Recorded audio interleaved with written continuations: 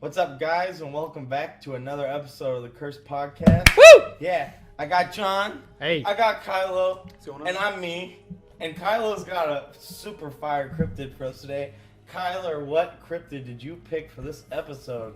So today I chose a Australian Aboriginal mythical creature called the Bunyip. I like And, that word. Aboriginal. Yeah. So John, I think you have a first account for us to... Over 200 years ago, there were two explorers by the names of James Mann and Hamilton Hume were investigating an expedition. They were exploring out in Australia, searching the lands, looking for unfound, unexplored regions, creatures, anything out there. The two were near New South Wales of Australia by a lake by the name of Bathurst. Two explorers found a set of enormous bones, and that is said to be Bunyip bones. It's the first encounter, written encounter, I guess, of this creature. They describe the creature to be similar to a manatee and a hippopotamus. You're talking about this like a book they wrote, right? When Yeah. they put their documentations in it? Yeah, I know. The creature would be known as the Bunyip. Wasn't this like in the 1840s or something? Mm-hmm. Yeah. Yeah, there's a lot of older written accounts of this. I actually could not find a lot of like newer stuff or eyewitness accounts of this creature, more so like in the 1800s and stuff like that. But there's a lot of creatures. There's a lot of stuff in Australia, and a lot of this stems from like early sightings like that in the 1800s and in the 19th century there. But as well, a lot of folktale and mythology has a lot to do with it. And the Bunyip is like, it's just everywhere. And when we say it, we use that very loosely because this thing, it's got a very loose description about this creature. So, what do we know what this creature looks like? How can we explain this cryptid to our listeners and our viewers? Well, So, I got a sort of description from George S. Angus. Georgie, what's Georgie got to say about the Bunyip? Angus. So he supposedly collected a description of the Bunyip, and he believed it to be a water spirit. And alongside that, a water spirit from the Moriyundi people from the Murray River from 1847 or before 1847. And the appearance of the creature was believed to be a massive starfish, and most of its appearances. But there's also other accounts of what it could look like. And You don't fucking say. oh yeah. So in a percentile, 60% of the people say that it looks like a You know what like they a should seal do? or a seal dog. What's Yeah, that? What's that one thing where they go door to door and they ask you if a ghost is real? I mean, they just account for how many people live in your house. Census. Census. Yes. Ghost is real? Sorry, got that mixed up with Ghostbusters. some other dreams. So they need to Is go the house to census house. a dream? No, I'm saying they need to do a ghost census. A ghost census, How haunted is this house? No, not We got a that. couple- Not every How many house ghosts is you got in here, motherfucker? How- We got a couple. You're gonna have to pay for those ghosts on your taxes. Oh my god, what if they did that? Like a tax haunted houses. What? How many possessed items you got in here? That's You a got any point for creepy it. dolls, old toys, memoirs, diaries, possibly like jewelry boxes with little jingling, spinning ballerinas? The government is Yeah, not yeah, doing yeah. well. It's We the need your government's now. support. I So, thought you don't combine church and state. God damn it! church is I see a crucifix back there. Yeah, I'm gonna count that. I'm gonna count that. Wait, what? It's turning upside down. It just That's the doubled Holy back. Spirit, technically. So That's pretty fucking ghostly if you ask me. God's always in you and you're always with him. I'm counting that. God is homo. God, get out of there. I'm a virgin. Not that hole. I'm a virgin. Baptize me, God. Baptize me. Power within you. So, yeah, they need to go door to door. They need to ask, like, what is your description of the Bunyip? Of a And- Bunyip? Yes, put that on the U.S. Census, I suppose. What if the Bunyip caused Corona? I think the Bunyip's first real Why are you appearance- laughing? I don't think the Bunyip's Chinese. What if someone ate part Bunyip? Oh, Well, yeah, it what if wasn't someone- a bat. It was yeah, a Bunyip. it was Bunyip soup. Ah. Yeah, the Bunyip baker. Baked Bunyip. Bunyip dip. It could have been a lot of things. So, This legendary creature is said like, to "God damn it." inhabit the swamps and lagoons of the interior of Australia, the middle part. The amphibious, this account, animal is variously described as having a round head, elongated neck, a body resembling that of an ox or hippo or manatee, which are very fucking different things if you ask me. One's got fucking like hair on it. One's smooth, It's ridiculous. It's smooth. Which one's smooth? Hippopotamus is smooth. Hippos ain't smooth. They They dry. No, they're wrinkly. Hippos wrinkly and like dry. That's why they sit. in I'm saying water. like the texture. Come on, you I don't think remember manatee Moto Moto? smooth, but hippo For not sure. smooth. Okay. Well, it depends if they're in water or not. Anything Some- water smooth.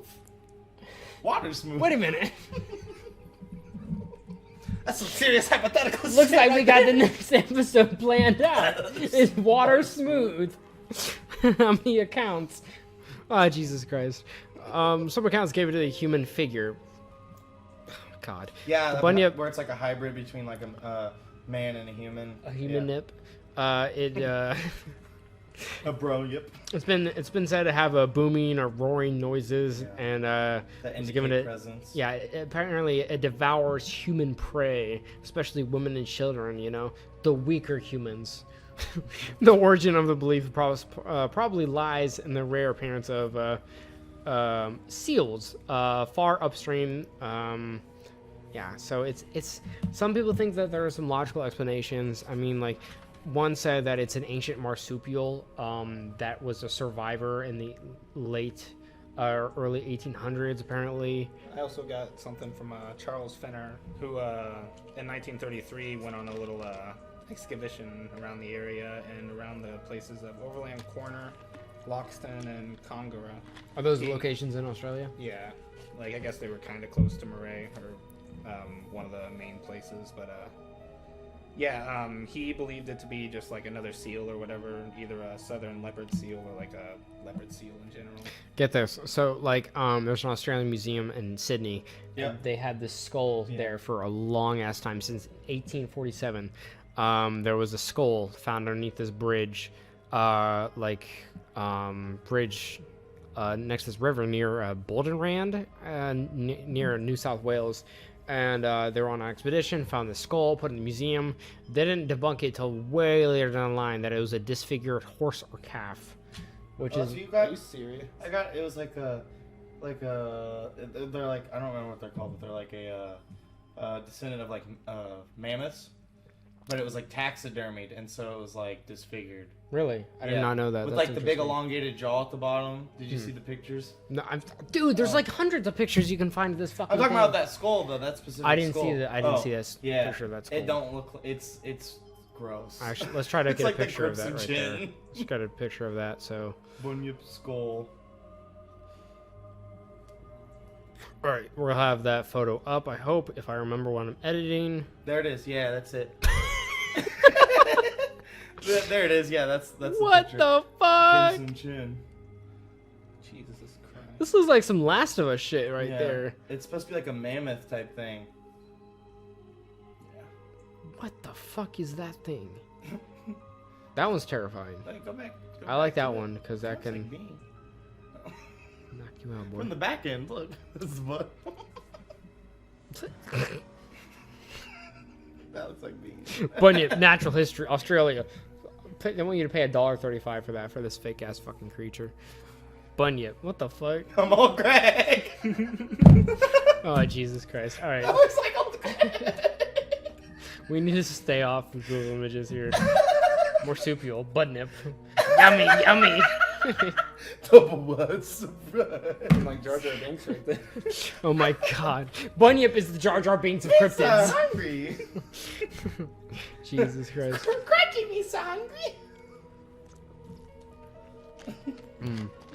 So there's a thing. So during the early settlement of Australia by Europeans, the idea that the bunyip was an actual unknown animal that yet to be discovered yet became very common. You know, a large number of bunyip sightings by settlers were recorded during the 1840s and 1850s, especially in Victoria, New South Wales, and South Australia. Various written stories of the bunyip were made by Europeans in early and mid 19th century. Stories were commonly told by children and to children, you know, to kind of, you know, do your bidding, you know, clean your fucking room. Or I heard it was also serves a lesson to respect the unpredictability and dangers of water.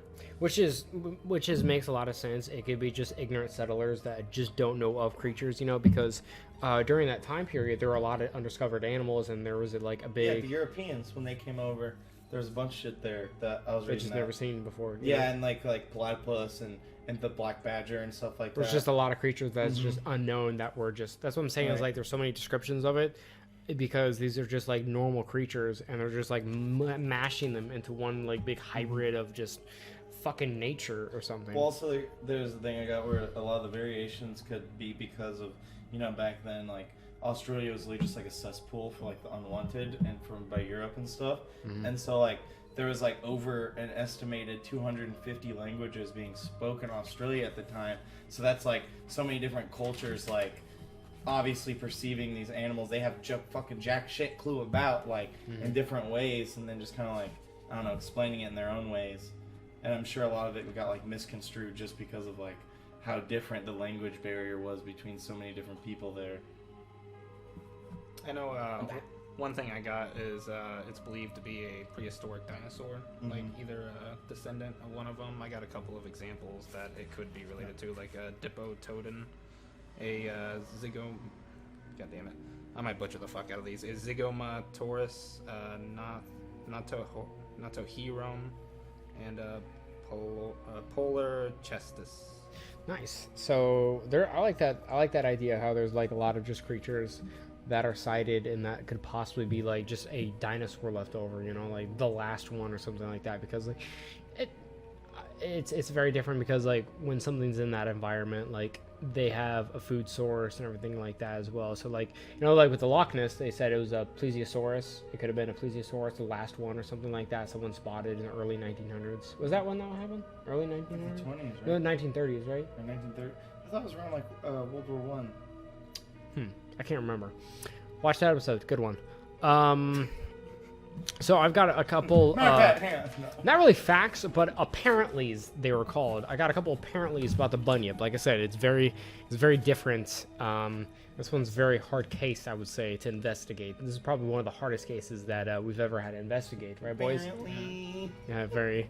Apparently, the Bunyip gobbles up children and livestock. If they inch too close to the edge of the water, like you guys said, keep away from the water. It like tries to increase the magnitude of how dangerous the water can be to children and stuff like that. And mainly preys upon women and children in the darkness of the night. Very spooky. The Bunyip. I like this Bunyip thing. The Bunyip is an aquatic mammal. It has smooth skin, apricot eyes, and bellowing cry that releases before pouncing on its victims and devouring them. I come! I'm coming! I'm gonna get you. Hi. That's why you hear before you die. Breathing on the back. Hey. You're gonna die, baby. Legend has it says that there's a man named Bunyip once broke the rainbow serpent's greatest law, which I think that's part of like Australian Aboriginal like some culturism there. Greatest law by eating its totem animal. And after that, he was banished and transformed into an evil spirit. Then lured tribesmen and their animals into the water to eat. So like apparently that he ate his totem animal or something, and then he was turned into an evil spirit that lives off in the water and just eats other tribes and tribesmen and stuff. So that's interesting. That's more of the folklore type of thing, on like mythological type thing there. Aborigines also have differing opinions on the Bunyip. Some believe that's a bloodthirsty murderer. Other believe that the Bunyip is a punisher sent to Earth to bring justice to anyone who commits evil acts and protects the wildlife. My name's Bunyip Castle. He's like the Lorax. The Lorax is the protector of the trees. Maybe he's a protector of the water. I'm gonna. The Lorax don't kill people. This all sounds pretty convenient with like women and children being killed off and whatnot. Just like you go to ask the husband, he's like, "Where's your wife and children?" And like, "Oh, Bunyip got him." Bunyip. Oh man, that's the 9th case this week. Son of a bitch. Gets remarried a week later. Oh my god. It's like this Ted Bundy guy, man. He's really thriving in Australia. How many wives you had, man? You get really unlucky. You should really move from the side of this lake, They do dude. call me Ted Bunyip. Bunyip. Also, the Bunyips believed to have supernatural powers that can alter the water level, cripple victims with its roar, and hypnotize humans to act as its slaves. Huh. Yeah, that's interesting. So you don't want to become a slave to the Bunyip. What is the Bunyip gonna make you do? What is this creature? Fuck If you your were face. Get in my mouth. okay, The Bunyip seems like a very erotic I creature. should have knew. I should have known not to ask you guys that question. Get in my mouth. Fuck my face. Get in my mouth. Dude, the human is gonna. The Bunyip's like, you're gonna suck my dick, human. Hey guys, look what this human's doing, everybody. Totally sucking my dick. You can't suck a Bunyip dick. That's just my fucking tail. That's one of my 18 tusks I have. I didn't say stop. You're doing that pretty good. Depending on what fucking Yeah, I was about to say. description you go off of there. That's a feather. Jesus. So I'm all out of Bunyip facts here. Like I said, this was a very hard case to dive into. There was just so much information and just too much information, I would say, trying to research this creature and these accounts and these sightings and whatnot, trying to differentiate them from actual, like, yeah, I saw it. It was jumping a lot and it had a really big pouch on its stomach. You know? Kangaroo. Fucking Yeah! long neck. Yeah. Say elongated neck. Yeah, like, Elongated neck. yeah, it is ridiculous. Yeah. It was like a lizard, but didn't have, like, legs. So, like, it's just like a lot of common creatures and stuff like, or even uncommon creatures that were cited that actually it's not a Bunyip or not paranormal at all, or not even a cryptid. It's just, just nature out in Australia, and just people mistaken in the early 1800s. But it was really interesting to see, like, because like during that age, like it is a prime time, like the golden age of exploring and whatnot. But and a new land as well, like European settlers seeing new creatures and new lands and new regions too. But it's weird how it has a religious aspect to it, to the culture as well, with like totems and tribesmen and whatnot. Aborigines, yeah. Exactly. Carl, you got anything else? No, I think that about sums it up. Do we have any? I don't think. I got more. Yeah. Yeah. I had a question though. I have a possible explanation, and I got a couple stories. Yeah, it's interesting how there's not like we can't find an origin either. You know where it came from besides the eating Australia. its totem thing. Yeah. Whatever. But I couldn't find like any recent sightings or anything like that, or any photographs of it, or like besides that skull you mentioned as well, which is actually very interesting. I didn't see it until you brought it up now, but we'll have that picture on the podcast so you guys can see it. Hopefully, I should have edited it in. But what do you got? Okay, so I got a couple stories. One of them also an example of an ability you didn't mention. So apparently he's capable of causing illness. But I'll save that story for last. So one of the stories is the Bunyip was like in the form of like almost like a griffin. Oh yeah. With like feathers and stuff, but like but with like claws and like a lion head. Anyways, because like a lot of people compared these to chimeras, with like multiple animal parts processing multiple. Kyler, are you okay? Strength, like He's a looking a furry. little amphibious there, man. Is he Bunyip? Kyler is Bunyip. Growl. Kylo Bunyip Griffin. And then so anyways, it's like a lot of these are like chimera type descriptions. And if you don't know what a chimera is, it's like a snake head with like a ox body and like a lizard tail or something. Or I don't fucking know. Yeah, chimera. Look up the chimera. Yeah, it's like a mishmash of just like four. Oh, it's fucking great animals. from Greek mythology. A fire-breathing Yeah. female monster with a lion's head, a goat's body, and a serpent's tail. There you go. Serpent's tail, goat's body, lion head. Yeah.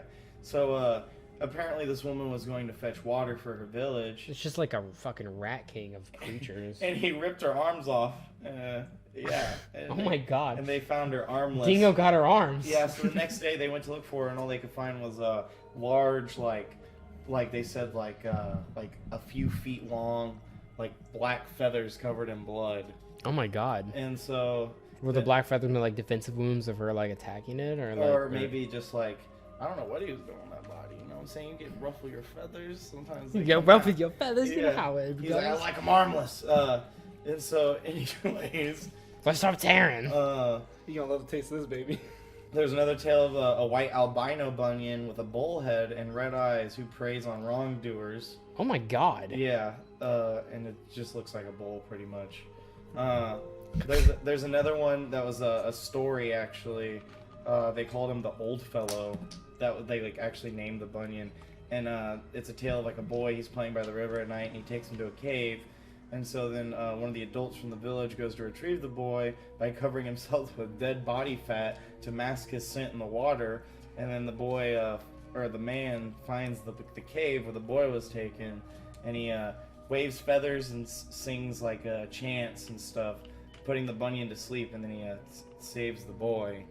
from That's the bunyan. interesting. That's definitely part of like Australian mythology. But That's then- got to be some. But then my favorite one, so this was like supposedly like turn of the century into 1800s, like when they actually had like steamboats and shit. Apparently, like there was a, because in this story, but also a lot of the Aborigines believed that it was taboo to harm a bunyan. Like if you found one, just leave it be.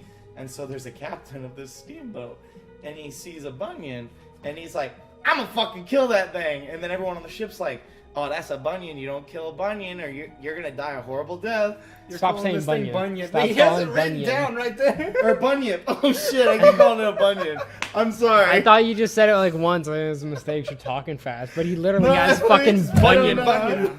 Get the fuck I was out. probably high when I was writing these yesterday. So Jesus Christ. Fucking bunyan. Taboo to harm bunyan. okay, so the Oh my I'm god. so sorry, guys. This fucking The bunyan. bunyip. Oh god, I'm reading these. So then, he kills the bunyip. It doesn't listen to them. They say that he's gonna die a horrible death if he does, and he kills it. And so then he gets sick within the next 2 weeks with oozing blisters and dies. The captain of the ship does Oh my after god. killing it. That's convenient. And so then, so then my closing statement about the bunyan is, so apparently there's a theory that back before the dams were built in Australia to block off the ocean waterways leading into main riverways, there would be like high tides sometimes where like a lot of the mainland would flood these rivers, and so like actually they showed that like a lot of there's this thing like a creature, it's like a manatee, dugong. It's called a dugong, and it's this huge like manatee-like creature, but it's also a mammal, so it can go on land.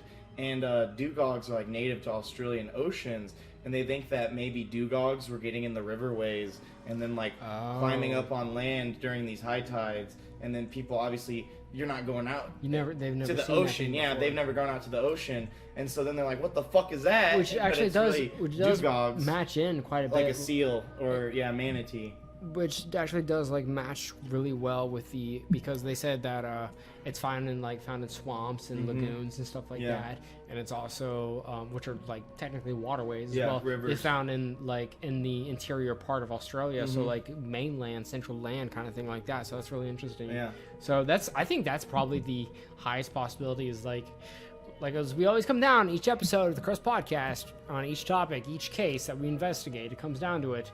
Is it real or is it not? Is the bunyip real? Kylo. No.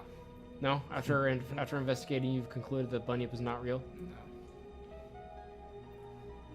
Me? Yeah. I do not believe in bunions. Bunyip. I don't think it's real either. I think what you said there about the type Dugong. of manatee, Yeah. dugong, I think that one seems very likely. Although that skull is a very interesting case. Yeah.